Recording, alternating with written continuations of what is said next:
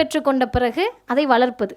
சரி, இதில் ஆண்களுடைய பங்கு என்ன? அந்த கேள்வினால தான் இன்னைக்கு இருக்கக்கூடிய தற்கூரியெல்லாம் தாம் தும்னு குதிக்கிற. அடுத்து என்ன தெரியுமா ஆத்திரம்? பெரியார் சொல்லுகிறார் காதலை பற்றி. நான் வாசித்த உடனே அந்த தற்கூரிய தான் நினைச்சேன். ஐயா சொல்றாரு, ஒருவருக்கொருவர் ஆசைப்பட்டு நேசம் கொண்ட பிறகு, அது காதலாக இருக்கலாம், கணவன் மனைவியாக இருக்கலாம், அந்த பந்தத்திற்கு பங்கம் விளைவிக்காத நாணயத்தோடு இருப்பதுதான் உண்மையான வீரமும் மானமும் ஆகும்.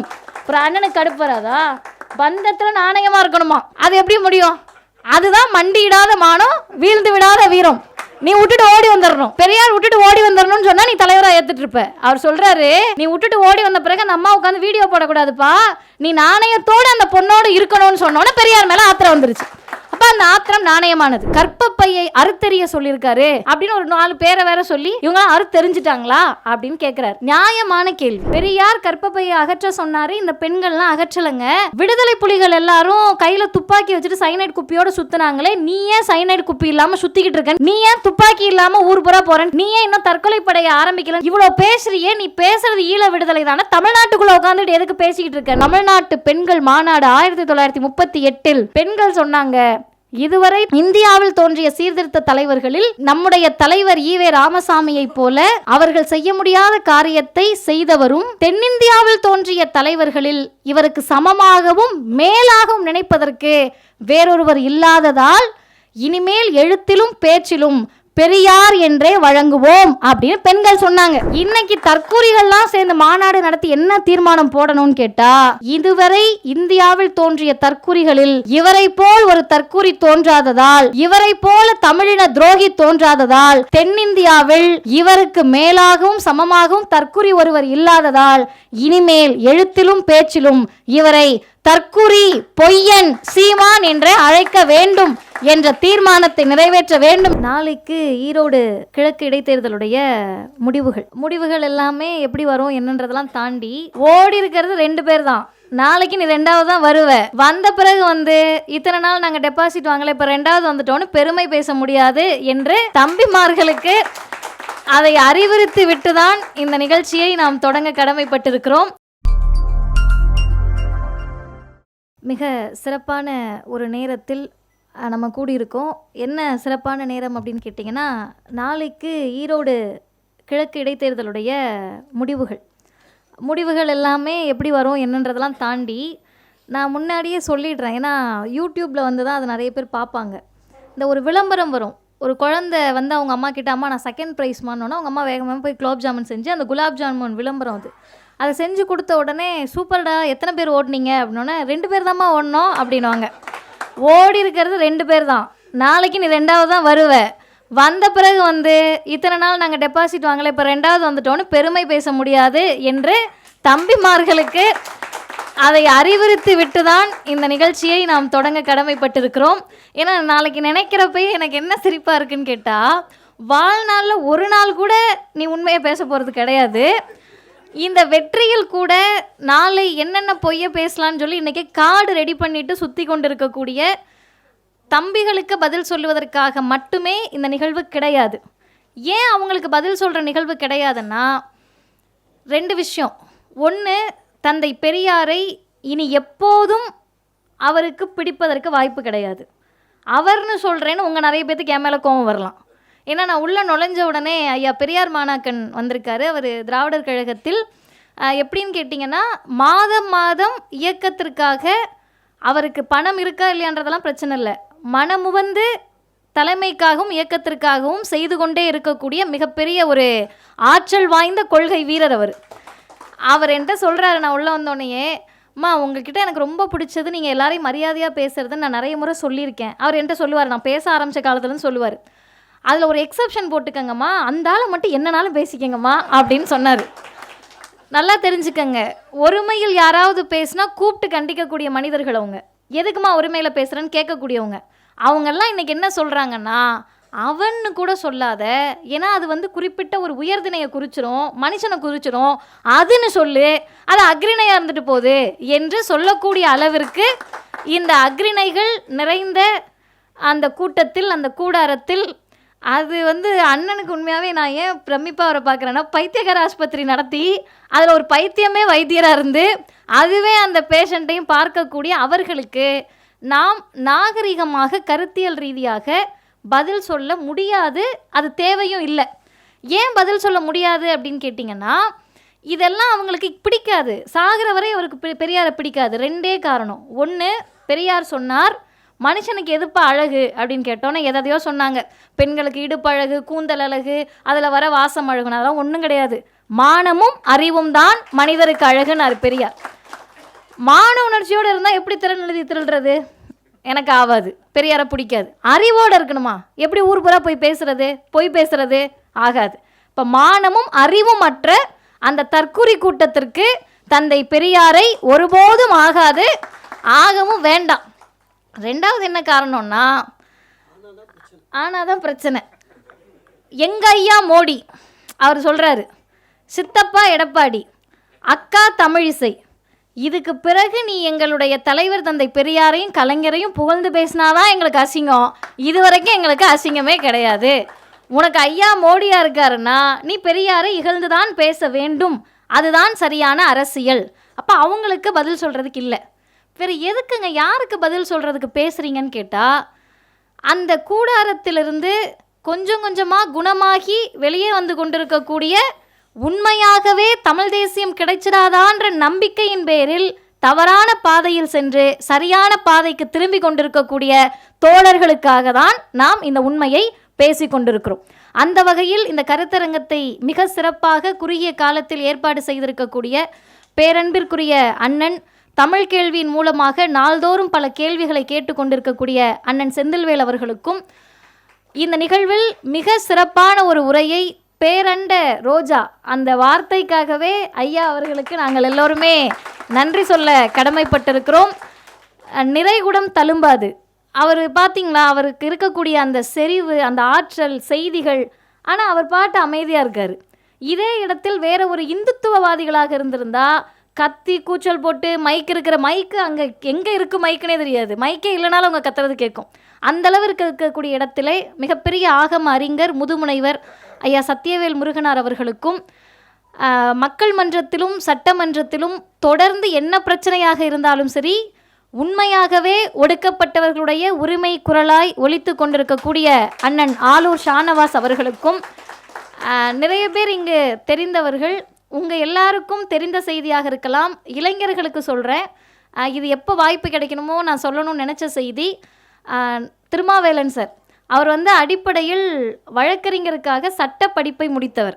சட்ட படிப்பை முடித்த பிறகு என்ரோல் பண்ணிட்டோம், பதிவு பண்ணிட்டோம்னா, இப்போ மதிவதனையை பார்த்து உங்கள் சீனியர் யாருன்னு கேட்டு உசுர் எடுக்கிற மாதிரி, ஆஃபீஸ் எங்கே போட்டிருக்க, இன்றைக்கி கோர்ட்டுக்கு போகலையான்னு கேட்டு உசுர் எடுக்கிற மாதிரி உசுர் எடுத்து அவருக்கு பிடிச்சதை செய்யாமல் விட்டுறக்கூடாதுன்றதற்காக வழக்கறிஞராக பதிவு செய்யாமல் தான் ஏற்றுக்கொண்ட துறையில், பத்திரிகை துறையில் என்றைக்கும் முதன்மை ஆசிரியராக வலம் வந்து கொண்டிருக்கக்கூடிய திருமாவேலன் சார் அவர்களுக்கும், பொருளாதார அறிஞர் ஜெயரஞ்சன் சார் அவர்களுக்கும், ட்ராட்ஸ்கி மருதையா அவர்களுக்கும், இன்னும் நிறைய பேர் இந்த அரங்கத்தில் இருக்கீங்க. எல்லாருடைய பேரையும் சொல்ல முடியாது, ஆனால் குறிப்பாக அவங்க 2 பேர் பேரையும் சொல்லி தான் ஆகணும்.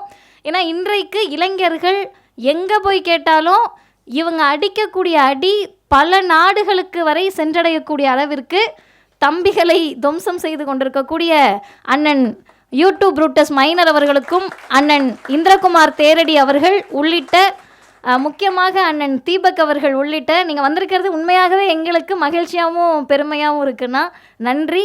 உங்கள் அனைவருக்கும் என்னுடைய பேரன்பையும் வணக்கத்தையும் தெரிவித்துக் கொள்கிறேன். ஏன் தீபக் அண்ணா வந்திருக்கிறது மகிழ்ச்சி அப்படின்னு சொன்னேன்னா, இப்போ கடைசியாக அவங்க எங்கே வருவாங்கன்னு கேட்டிங்கன்னா, ஐயா அந்த காலத்தில் நிறைய வார்த்தைகள் முரணாக பயன்படுத்தி இருக்கிறார். இன்றைக்கி காலையில் நான் வாசிக்கிறப்ப கூட எனக்கு திடுக்குன்னு இருந்துச்சு, ஐயோ ஏன் ஐயா இப்படி சொல்லிட்டாரே அப்படின்னு சொல்லிட்டு. ஆனால் அந்த காலகட்டத்தில் அந்த வார்த்தைகள் எல்லாம் ரொம்ப சரளமாக இருந்த வார்த்தைகள். ஆனால் இன்றைக்கு மதிவதனையும் அண்ணன் தீபக்கும் ஐயாவே சொல்லி இருந்தாலும் குருடர் என்ற வார்த்தையை பயன்படுத்தக்கூடாது என்ற தெளிவு பெற்றிருக்கிறோம் என்றால் அதற்கு காரணமும் தந்தை பெரியார் கொடுத்த பகுத்தறிவு தான். அது இல்லைன்னா நாங்கள் எங்கே இங்கே யோசிக்கிறது? இப்படி சொல்லக்கூடாது என்ற அறிவையும் பெரியார் தான் தந்தார். பெரியாரும் பெண்களும், நான் பேச போகிற விஷயம் இங்கே இருக்கக்கூடிய ஆண்களுக்கு கோபத்தை ஏற்படுத்தும். நீங்கள் முற்போக்காளராக இருக்கலாம், கருப்பு சட்டை போட்டிருக்கலாம், பெரியாரிஸ்டாக இருக்கலாம், உங்களுக்கு கோபம் வரும். 2வது, அவங்களுக்கு வர கோபத்தை விட ஒருபடி மேலே இங்கே வந்திருக்கக்கூடிய பெண்களுக்கு வரும். ஏன் அப்படின்னு கேட்டிங்கன்னா, பெரியாரை பிடிக்காமல் இருப்பதற்கோ அல்லது ஒரு இக்கு வச்சு எல்லாம் சரிங்க இது மட்டும் பேசியிருக்க வேண்டாம் அப்படின்ற இடம் எதுன்னு கேட்டிங்கன்னா கடவுள் மறுப்பு. அதை விட ஒரு இக்கு எதுன்னு கேட்டிங்கன்னா, எல்லாம் சரிங்க இந்த பொம்பளை பிள்ளைங்களுக்கு ரொம்ப உரிமை பேசிட்டாரு, அதனால தான் இதுங்கெல்லாம் வாய் பிடிச்சி தெரியுதுங்க அப்படின்னு பெரியார் மீது பெரிய விமர்சனத்துக்கு உள்ளாகக்கூடிய இடம் பெண்களை பற்றி பெரியார் பேசியது. இதில் ஏன் பெண்களுக்கே ஆத்திரம் வரும் அப்படின்னு கேட்டிங்கன்னா, பெண்கள் எல்லாரும் ஆகச்சிறந்த அடிமைகளாக இருந்து பழக்கப்பட்டவர்கள். நமக்கு அது ஜீனில் ஊறி போச்சு. இப்போ திடீர்னு எங்கள் அம்மா கூட்டிக்கிட்டே இருக்காங்க வீடை, திடீர்னு ஒரு பையன் போயிட்டு அவங்களோட மகனோ அல்லது கணவரோ அல்லது தம்பியோ அக்கா வீடு நான் கூட்டுறேன் அப்படின்னா, அந்த பையனுக்கு வந்த அதிர்ச்சியை விட நம்ம அம்மாக்களுக்கு வர அதிர்ச்சி தான் அதிகம். ஐயோ நீ கூட்டலாமா, நீ துவைக்கலாமா, நீ கழுவுன தட்டை போய் நீ சாப்பிட்ட ஏன்ப்பா நீ சாப்பிட்ட தட்டு தானே, பக்கத்து வீட்டுக்கார தட்டை பிடிங்கிட்டு வந்து அவன் மகன் கழுவ போகிறான்ற அளவுக்கு நமக்கு ஆத்திரம் வரும். இப்போ இது எல்லாமே 2025 நடக்குதான்னா நடந்துக்கிட்டு தான் இருக்குது. நடந்துக்கிட்டு இருக்கப்ப ஒருவர் திடீர்னு பெரியார் பெண்களை குறித்து எவ்வளவு கொச்சைப்படுத்தினார் தெரியுமா அப்படின்னு கேட்குறாங்க. சரி நமக்கும் புரியலை, இவ்வளோ வருஷம் நம்ம படித்தது இல்லாமல் ஏதோ ஒரு செய்தியை கொண்டு வந்திருக்காங்க போலன்னா ஒன்றும் கிடையாது. அதர பழசு பேசி கேள்வி கேட்டு பதில் சொல்லி ஆழ குழி தோண்டி புதைச்சதுக்கு பிறகு டெட் பாடியெல்லாம் வெளியே தூக்கிட்டு வர மாதிரி தூக்கிட்டு இங்கே பார்த்தீர்களா பெரியார் என்ன சொல்லியிருக்காருன்னு, கற்பப்பையை அறுத்தெறிய சொல்லியிருக்காரு அப்படின்னு ஒரு 4 பேரை வேற சொல்லி இவங்கெல்லாம் அறுத்தெறிவாங்களா, இவங்களாம் அறுத்தெறிஞ்சிட்டாங்களா அப்படின்னு கேட்குறாரு. நியாயமான கேள்வி, அந்த கேள்வியில் தப்பே கிடையாது. எனக்கு உண்மையாகவே அவர் கேட்டபோது கோபம் வரல, இந்த கேள்வி கேட்க மைக்க தூக்கிட்டு போன நெறியாளர்கள் மீது ஆத்திரம் வந்துச்சு. ஏன் ஆத்திரம் வந்துச்சுன்னா, ஒரு நெறியாளருக்கு கூட தைரியம் துணிச்சல் இல்லையா? பெரியார் கற்பப்பையை அகற்ற சொன்னார், இந்த பெண்கள்லாம் அகற்றலைங்க. விடுதலை புலிகள் எல்லாரும் கையில் துப்பாக்கி வச்சுட்டு சைனைட் குப்பியோடு சுற்றுனாங்களே, நீ ஏன் சைனைட் குப்பி இல்லாமல் சுற்றிக்கிட்டு இருக்கேன்னு கேட்டிருக்க வேண்டாமா?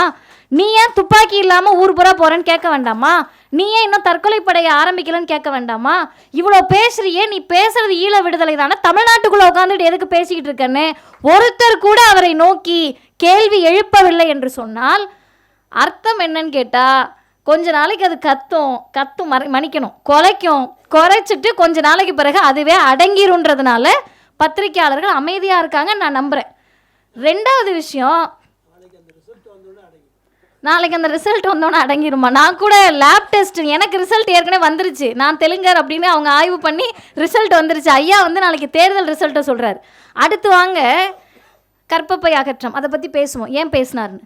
2வது புதுசாக கண்டுபிடிச்சிட்டு வராங்க. பெரியார் என்ன தெரியுமா சொன்னார்? பிள்ளைங்கெல்லாம் பெற்றுக்க வேணான்னு சொன்னாராம். கற்பப்பை அகற்றுறதுக்கு அர்த்தமே புள்ள பெற்றுக்க வேணான்றது தான். அதனால் நீ புதுசாக அதையும் கண்டுபிடிக்கல, விட்டுரு. 3வது என்ன, பொம்பளை பிள்ளைங்கள்லாம் எப்படினாலும் போகலான்னு பெரியார் சொல்லிட்டாருன்னு சங்கிக என்ன ஸ்டேட்மெண்ட் சொல்கிறாங்களோ அதையே தம்பிகளும் சொல்கிறாங்க. அதனால் நம்ம சங்கி தம்பின்னு பிரித்து பார்க்க வேணாம். நான் சங்கினாலே நீங்கள் தம்பின்னு புரிஞ்சுக்கோங்க, தம்பினாலே நீங்கள் சங்கின்னு புரிஞ்சுக்கணும், ஏன்னா தனித்தனியாக சொல்ல முடியாது. 4வது, பெண்கள் எப்படினாலும் போகலான்னு பெரியார் சொன்னது மட்டும் இல்லாமல் இன்றைக்கி இருக்கிற பொம்பளை பிள்ளையெல்லாம் கருப்பு சட்டை போட்டிருக்கவங்க அப்படி தான் சுற்றுறோம் அப்படின்ற ஒரு ஃபார்முலேஷனுக்குள்ளே கொண்டு வராங்க. கொண்டு இதில் இன்னொரு வியப்பு, யூடியூப் இருக்குது, அண்ணனுங்கள்லாம் இன்றைக்கி போய் பார்த்தீங்கன்னாலும் தெரியும். இந்த அழைப்புதலை போட்ட உடனே ட்விட்டர் எக்ஸ் தளத்தில் ஒரு இது கமெண்ட்டு, அந்த கமெண்ட்டை சொல்கிறேன், எந்த கட்சிக்காரவங்க போட்டிருப்பாங்க நீங்கள் கண்டுபிடிங்க. ரொம்ப ஈஸி தான், கஷ்டமும் ஆனால் ஈஸி தான். பெரியார் என்ன சொன்னாருன்னா, அது ரொம்ப ஆக்வர்டாக போட்டிருக்காங்க, நான் நாகரிகமாக சொல்கிறேன். டாய்லெட் போக கூட பெரியார் தான் கற்றுக் கொடுத்தாருன்னு போய் பேசிட்டு வர போகிறேன் அப்படின்னு போட்டிருந்தாங்க. யார் போட்டிருப்பா? எந்த கட்சியாக இருக்கும்? சும்மா சொல்லுங்கண்ணா. இந்த இளைஞர்கள் அக்ரிணை அப்படின்றாரு. இங்கே தான் நமக்கு ஒரு ட்விஸ்ட்டு, தம்பிகள் போடலை, தாவேக்கா போட்டிருக்கு. அவங்க எனக்கு கன்ஃபியூஸ் ஆயிடுச்சு. உள்ளே போய் பார்த்தா அந்த சிம்பிளோடு இருக்குது, அந்த ஐக்கானோடு இருக்குது. இப்போ எல்லாம் என்ன நம்ம புரிஞ்சுக்கணும்னு கேட்டால், யார் வந்தாலும் சரி பெரியார் என்பவரை கொள்கை தலைவர்னு பேனரில் வச்சுருந்தா தமிழ்நாட்டில் கட்சி நடத்த முடியாது.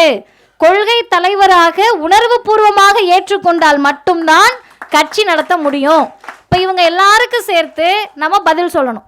இதில் இன்னொருத்தர் என்னுடைய ஒழுக்கத்தை பற்றி எல்லாம் ஆய்வு செய்து, எனக்கு என்ன டவுட்டுன்னு கேட்டால், எங்களுக்கெல்லாம் என்ன சிசிடிவி கேமராவா, 20,000 ரூபாய் இன்ஸ்டாலேஷனுக்கு கேட்குறாங்க, எங்களுக்கு மட்டும் தான் இன்ஸ்டாலேஷன் ஃப்ரீ, இவங்களே பாவம் வந்துடுவாங்க எல்லா ஊர் பக்கமும்.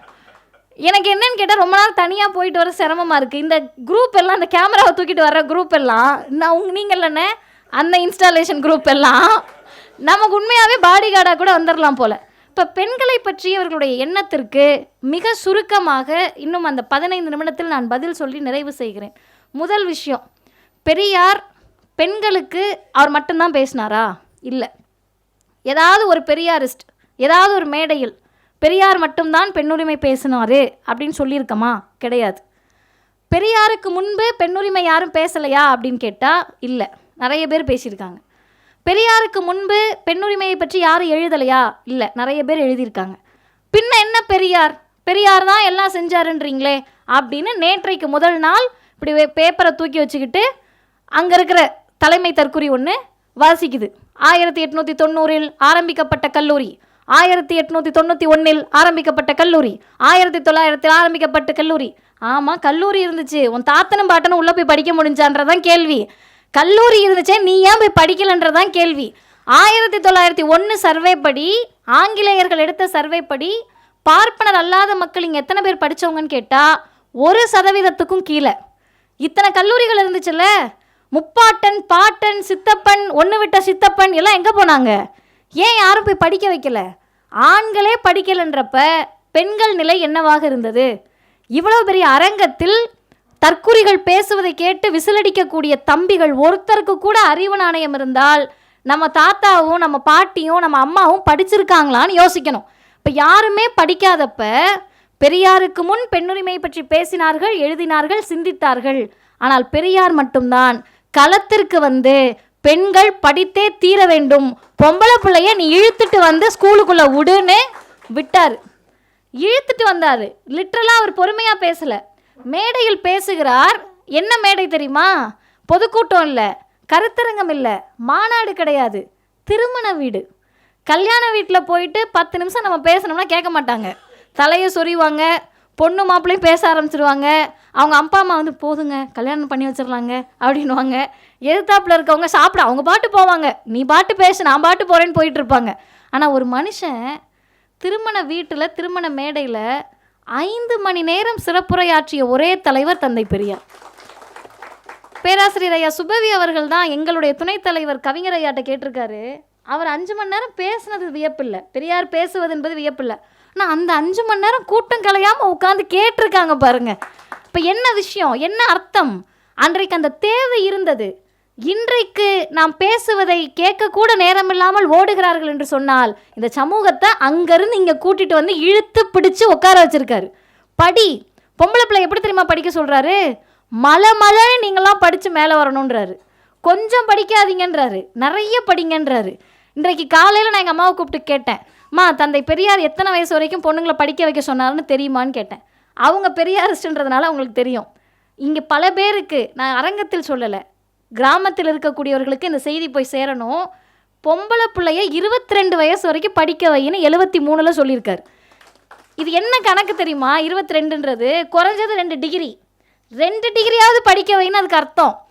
2025 மதிவதனிக்கு வயசாகிறது, மதிவதனிக்கு கவலையாக இருக்கோ இல்லையோ, பக்கத்தில் இருக்கவங்க அக்கம் பக்கத்தில் இருக்க எதிர்த்த வீட்டுக்கு கவலையாக இருக்குது. எப்போ கல்யாணம், என்னைக்கு பண்ண போகிற அப்படின்னு ஊருக்கே கவலையாக இருக்குது. ஆனால் அந்த தலைவர் ஒருத்தர் தான் 1973 22ன்றது பெரிய வயசுங்க. 22 வயசில் 5 பிள்ளையோடு இருந்த சமூகம் இது. அப்படி தானே? 13 வயது 9 வயதுலலாம் கல்யாணம் பண்ணி வச்சுட்டு இருந்தாங்க. 1940 சொல்கிறாரு 20 வயசு வரைக்கும் பிள்ளைய படிக்க வைன்னு. அன்றைக்கி எத்தனை வயசு வரைக்கும் கல்யாணம் பண்ணி வச்சுட்டு இருந்தாங்க? 18 வயது அல்ல திருமண வயது. 5 வயசு குழந்தைக்கு கல்யாணம் பண்ணி வச்சுட்டு இருந்தாங்க. 1 வயது குழந்தைகள் 597 பேர் 1920 கணக்குப்படி இருந்திருக்காங்க. 1 வயசு குழந்தை விதவை. அந்த சமூகத்தில் ஒரு தலைவர் 22 வயசு வரைக்கும் படிக்க வச்சுட்டு என்னங்கய்யா பண்ணுறதுன்னு அடுத்து நம்ம கேள்வி வந்துடக்கூடாதுல்ல, மாப்பிள்ளை தேட ஆரம்பிச்சிடக்கூடாதுல்ல. அதுக்கு சொல்கிறாரு, அதற்கு அடுத்து அந்த புள்ளைகிட்ட கேளுங்க, அதுக்கு சமூகத்தில் பொது வாழ்க்கையில் ஈடுபடணும்னா பொது வாழ்க்கையில் ஈடுபடட்டும், திருமணம் செய்து கொள்ள வேண்டும் என்றால் இதோடு நிறுத்தியிருந்தாருன்னா பெரியாரை இவங்க திட்டமாட்டாங்க. சொல்கிறாரு, அந்த பெண்ணுக்கு யாரை பிடிக்கிறதோ அவர் தேர்ந்தெடுக்கக்கூடிய மாப்பிள்ளையை அந்த பிள்ளை கல்யாணம் பண்ணிக்கிட்டு இருக்கட்டும். இப்போ என்ன பிரச்சனை வருது? முற்போக்காளர்களுக்கும் கூட அங்கே எங்களை நான் ஒரு கல்லூரிக்கு போகிறப்போ ஒரு தம்பிகள்கிட்டலாம் கேட்பேன், இப்போ யாருக்கெல்லாம் பொம்பளை பிள்ளையா பிறக்கணும்னு ஆசைன்னுவேன். 2 பேர் கை தூக்குவாங்க, 3 பேர் கை தூக்குவாங்க.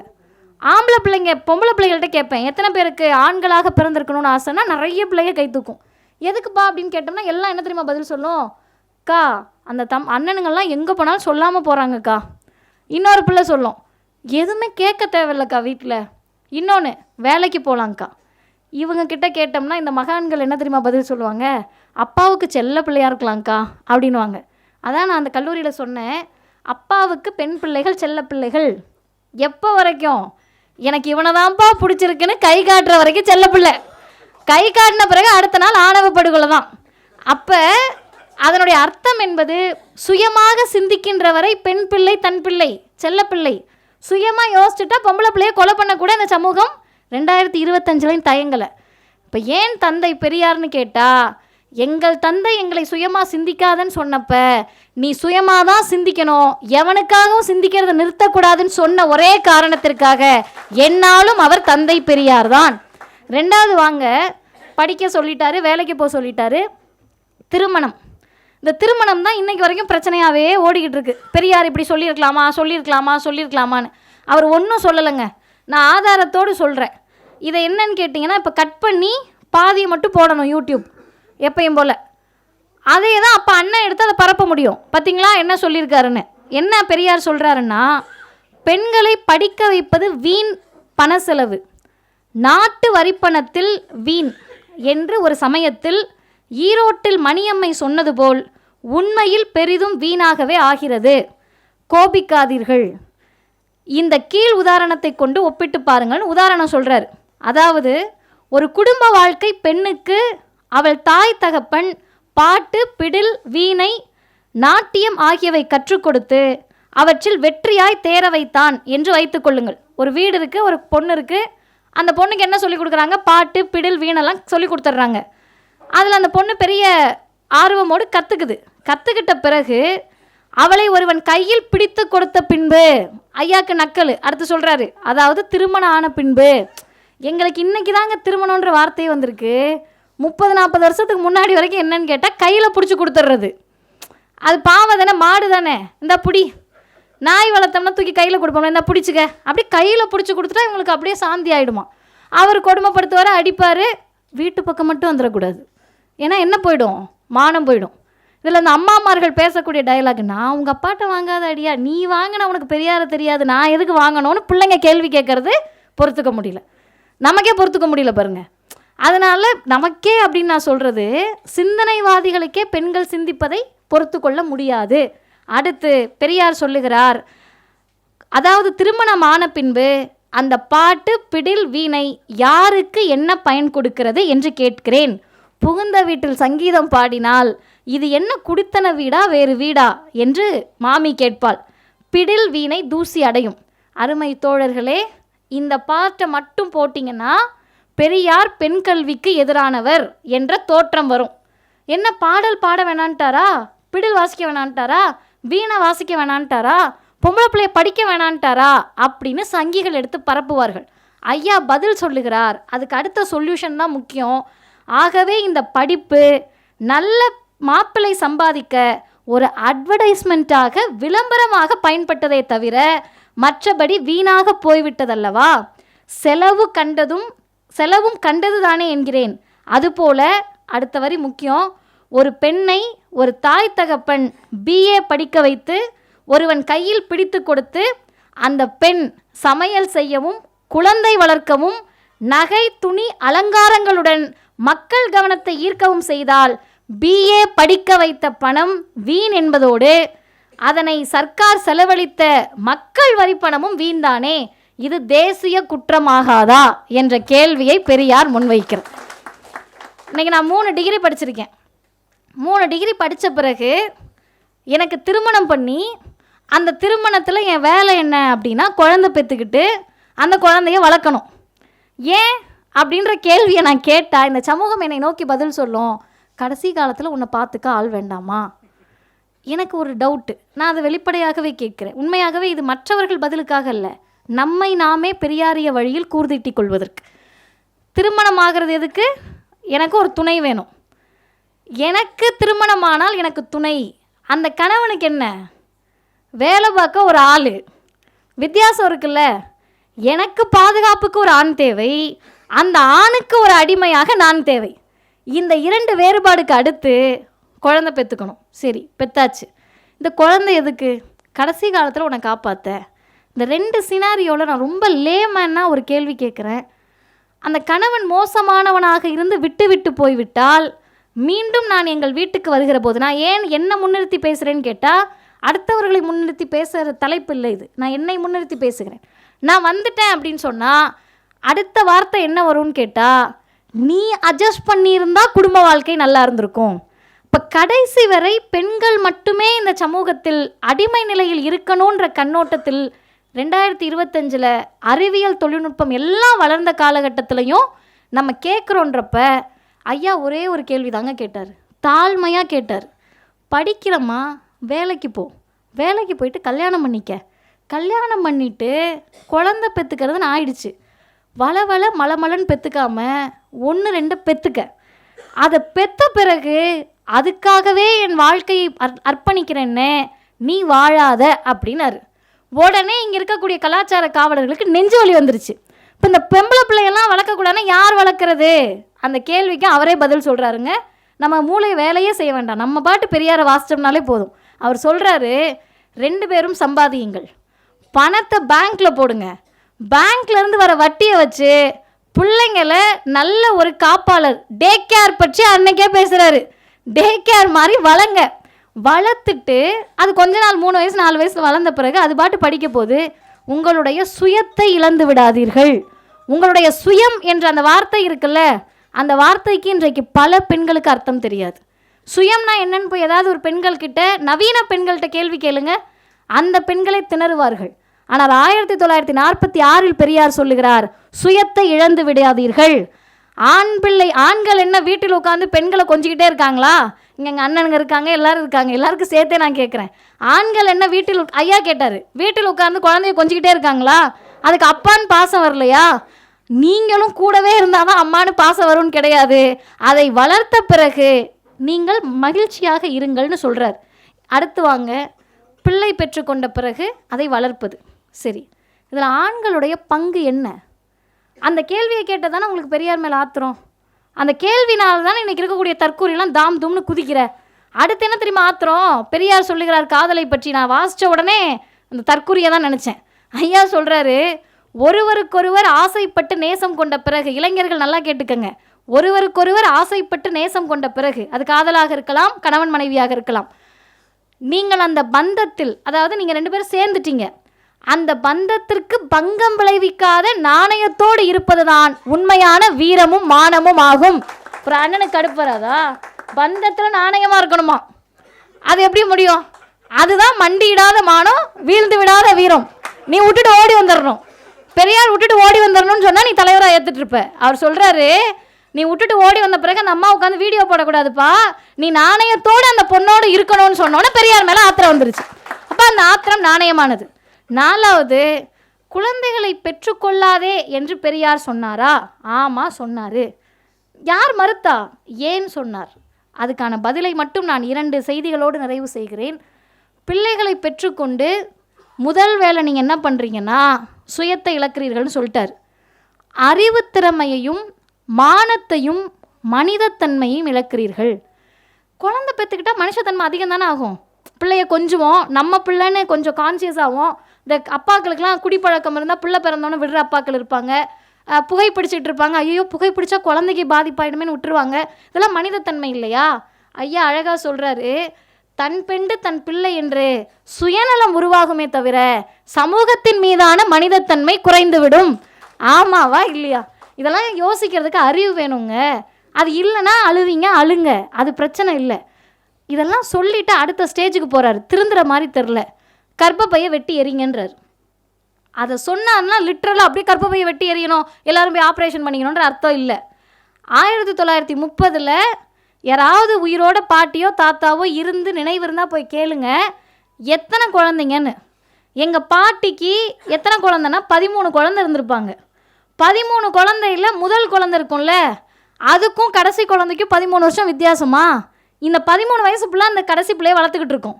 இதுக்கு அதோட படிப்பு முடிஞ்சு போச்சு அந்த பொம்பளை பிள்ளைக்கு. இப்போ பெத்த அம்மாவுக்கும் இதுகனால வாழ்க்கை போய், இதுக்கு பிறந்த கொடுமைக்கு அந்த பிள்ளைக்கும் படிப்பு போய், எல்லாம் படிக்காமல் டிவி பார்க்குறது, விளையாடுறது, ஊர் சுற்றுறதுன்னு இருந்துட்டு இருந்தப்ப அடுத்த தலைமுறை வருது. அடுத்த தலைமுறையில் இப்போ என்னோட கொள்ளு பாட்டிக்கு 13, 14னா எங்கள் பாட்டிக்கு 8 பிள்ளை. இதில் எல்லாம் உயிரோடு இருக்குமானா இல்லை. பாதி பேர் நோய்வாய்ப்பட்டு செத்துருப்பாங்க, பாதி பேர்த்துக்கு சத்து இருக்காது, செத்துருப்பாங்க, கொஞ்சம் பேர் இருப்பாங்க. இப்போ இவங்களுக்கெல்லாம் 13 இருந்துச்சு, 8 இருந்துச்சு. எங்கள் அம்மாவுக்கு எத்தனை பிள்ளை, உங்கள் அம்மா அப்பாவுக்கு எத்தனை பிள்ளைன்னு பார்த்தீங்கன்னா அதிகபட்சம் 3 இருக்கும், இல்லை அதிகபட்சம் 5 இருக்கும். இன்றைய தலைமுறை எத்தனை குழந்தைகள் இருக்காங்கன்னா 2. அது ஒன்றாச்சு. இன்னைக்கு கல்யாணம் பண்ணிக்கிறதுக்கு முன்னாடியே குழந்தெல்லாம் பெற்றுக்க வேண்டாம்ப்பா, நீயே ஒரு தொல்லையாதான்ப்பா உன்னை நான் வச்சு சமாளிச்சுக்கிட்டு இருக்கேன்னு பொம்பளை பிள்ளை சொல்கிறதுக்கு ஆரம்பிச்சிருக்கு. இது என்னன்னு கேட்டிங்கன்னா சமூகத்தினுடைய நாகரிக வளர்ச்சி. இதை நீங்கள் ஒன்றும் தடுக்க முடியாது. நீங்கள் நாய்கிட்டையோ பூனைக்கிட்டையோ போயிட்டு கருத்து சொல்ல முடியுமா? குழந்தை பெற்றுக்காதன்னு சொல்ல முடியாது.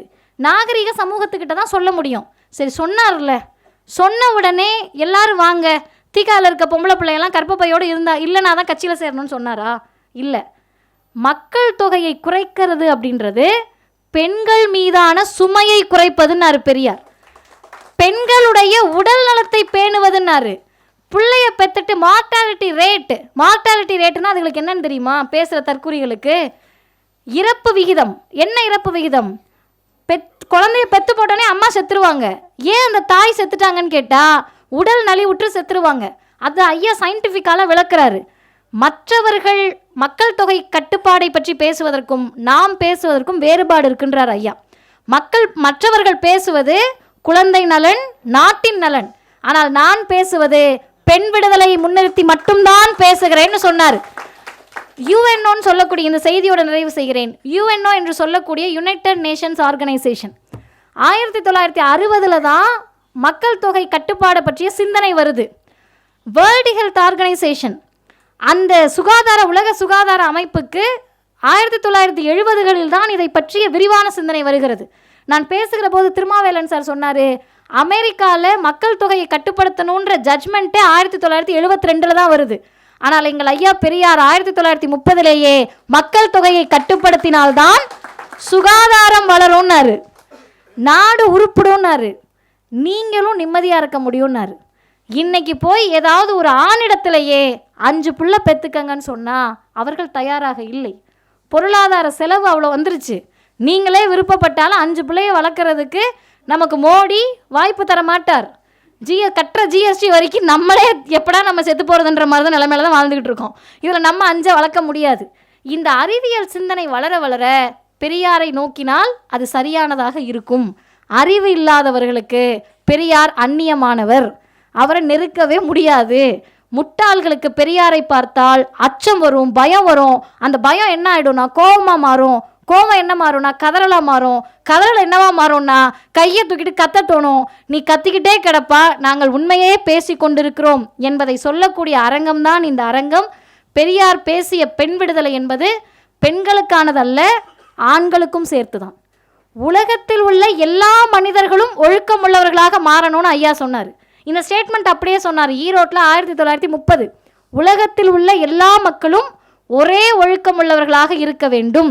இங்கே இருக்கக்கூடிய அரங்கத்தில் கேட்கக்கூடியவர்களுக்கு பெண்கள் ஒழுக்கமாக இருக்கணும்னு சொன்னால் நெஞ்சு வலிக்காது. அவர்கள் தூய்மையானவர்கள். ஐயோ பெண்களை ஒழுக்கமாக இருக்க சொல்லிட்டாங்க, ஆண்கள் எப்படினாலும் போகலாம் அப்படின்னு சொன்னால் மகிழ்ச்சியாக இருக்கும். ஆண்கள் ஒழுக்கமாக இருக்கணும்னு சொன்னால் கூட ஏற்றுக்குவாங்க.